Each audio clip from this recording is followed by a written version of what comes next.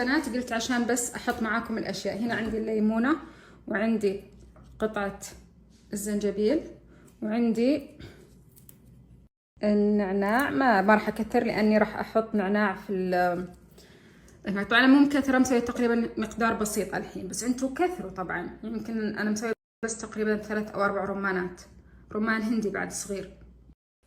شغل فيها نزلت عندك هذه، نزلينها فيها.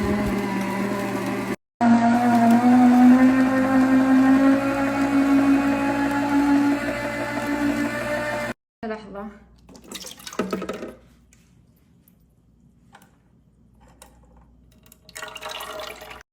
هنا بنات راح احط كذا حبيبات من الرمان، اختياري يعني براحتك.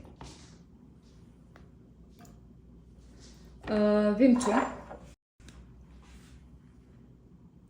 او تونو او اي شركة يعني اللي تفضلونها، شيء بسيط لا تكثرون، بس طعم التوت مع الرمان بيعطي نكهة مرة حلوة. عرفتوا. للزينة شرايح الليمون للزينة. عصير الرمان اللي صلحناه بالعصارة، حطي أكثر شيء عشان يكون طعمه بارز. وسخت الدنيا، خليني أنظف الحوسة. أي نوع من أنواع المياه الغازية، وممكن تستخدمين السفن اب، بس أنا ما أفضل نستخدم السفن اب لأن حلاوة الفيمتو تكفي، فراح نضيف عليه مياه غازية.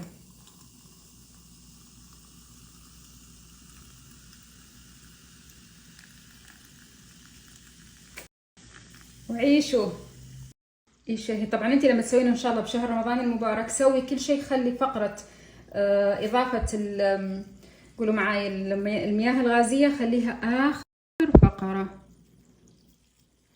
طبعا انا حاطة من جوا معاه نعناع، عشان كذا بحط النعناع للزينة.